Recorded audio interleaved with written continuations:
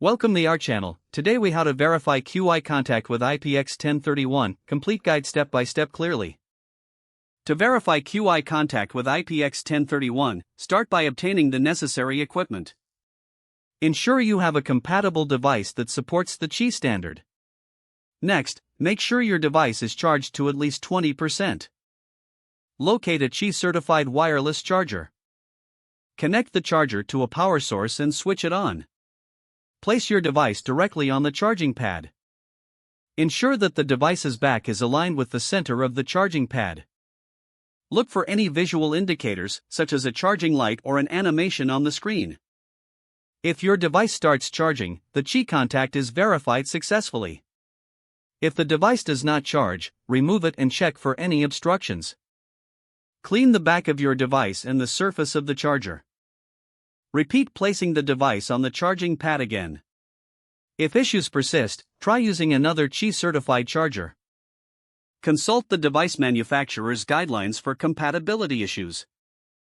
Once you have verified the QI contact, keep your charger in a safe place for future use.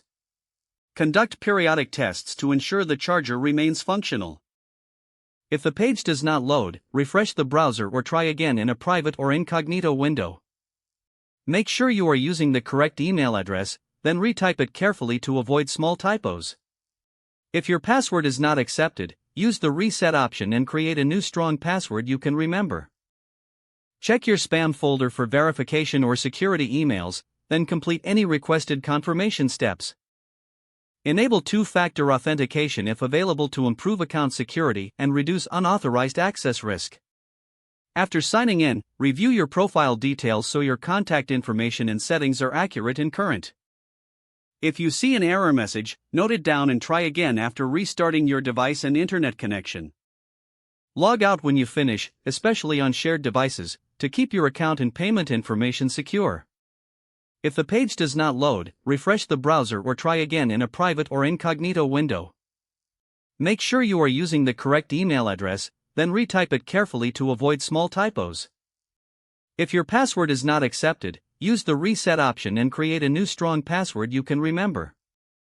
Check your spam folder for verification or security emails, then complete any requested confirmation steps. Don't forget to like this video and subscribe to our channel for more step-by-step tech guides.